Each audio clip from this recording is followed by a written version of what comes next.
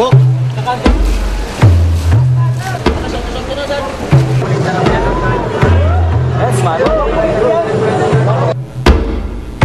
Nakapagsalita ako, it was not an act of God. It's a sin of omission of men and women in our country. Kasi pinagbibintangan si God, hindi naman ginawa yung drainage control, hindi ginawa yung Paranaque Spillway, hindi linakihan yung mga tubo ng mga drainage system natin. Alam na nila kung saan yung babahayin. So yung analysis na yan, sabi ko nga no-brainer. Napakasimple lang yung analysis. Kailangan natin talaga, political will, pag may political will, madali lang yung funding. And I think nasira tayo sa sobrang politiko sa bayan natin, maybe sa corruption na rin, at saka sa bureaucratic red tape.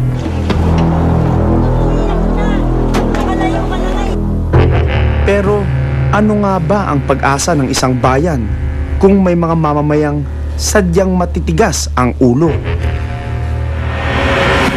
Isang truck ang nalubog sa tumaas na ilog at naglagay sa panganib sa buhay ng driver at pahinante nito. Pagkakamali lang po ng truck na yon, nung pituan sila ng San Isidro, Barangay San Isidro, sa kabila nun ay tinuloy pa rin nila. Akala nila siguro ay kakayanin. Bagamat may nakita silang dalawang tao na naglalakad, yun ay nakatawid na po. Nung makatawid na, dumating na po yung ulo ng tubig, doon sila nasa pool, kaya hindi na nila kumuha umatras. Nahulog na sila sa ilog. Mabuti na lang at may mga kababayang nanaig ang diwa sa pagtulong sa kapwa sa oras ng kalamidad.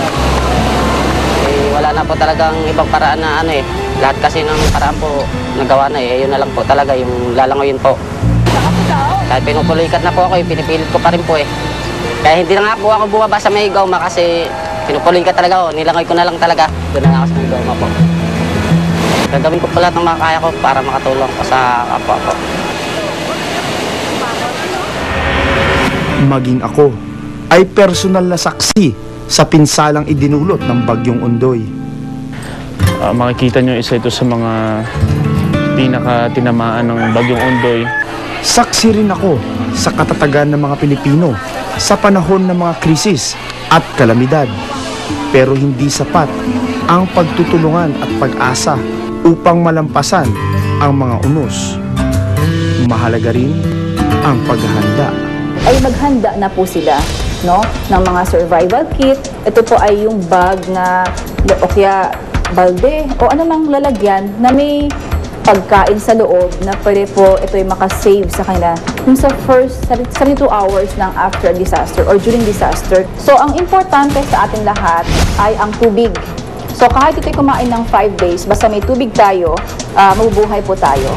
Yung iba naman, gustong mag-save ng space na silang parang ganito, mga water filtration or filter, sa kung saan sila may source of water, saan may tubig, ito po ay sisip lang, no? We are promoting this, ceramic filtration, no?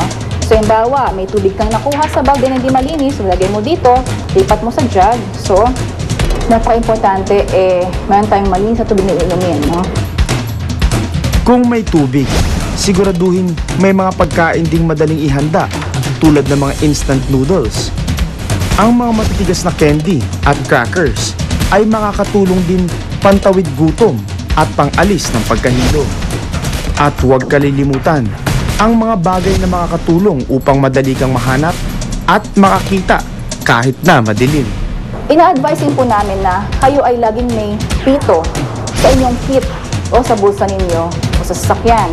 Kasi kung kayo ay exhausted na, hindi na kayo makasigaw, pumiton na po tayo para makingi ng tulong o para malaman ng tao na nandun pa kayo sa lugar na yon. At meron po tayong radyo dapat. Kasi maging nasa bahay tayo o nakalikas tayo, important, tuloy-tuloy ang pag-monitor natin mga balita. At para sa mga hindi marunong lumangoy, huwag mag-alala dahil may tip din ang Red Cross para sa inyo. Gumamit lang po kayo ng 2 galon, no? At tatalian niyo ng mabuti ang 2 galon at ilalagay lang po ninyo yan, no, sa inyong katawan. Yan. Tapos, para pag nasaan tubig kayo, lulutang na lang kayo. Hindi po kayo malulunod o maagos ng tubig. Importante, kasi maagos ng tubig, itali niyo po yung dulo din na to sa bahay o kaya sa puno. Pwede kayo madala ng agos ng tubig. Ito po yung mga ina-advise namin na meron kayo, ilalagay po natin sa isang bag, o kaya sa isang container, o nakatabi po yan na para hindi po natin gagamit, para pag may disaster, bitbit na lang po at alis na lang po tayo. Sa oras ng kalamidad, maraming Pilipinong nakahandang tumulong.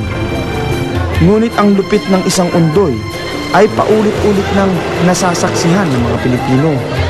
Hindi malayong ito ay mangyari ulit. Kaya naman hanggat maaari, ay iwasan natin ang pagkaway sa sakuna, paghandaan, pati ang mga bagay na hindi inaasahan. Patuloy ang paggawa ng mga instrumento at istruktura para pasunurin ang kalikasan sa ating kagustuhan. Kailan ba natin matatanggap na ang tunay na sunod-sunuran ay ang mga tao at hindi ang kalikasan? Maraming salamat po sa inyong pagtangkilik. Ako po si Richard Gutierrez at ito ang Anatomy of a Disaster.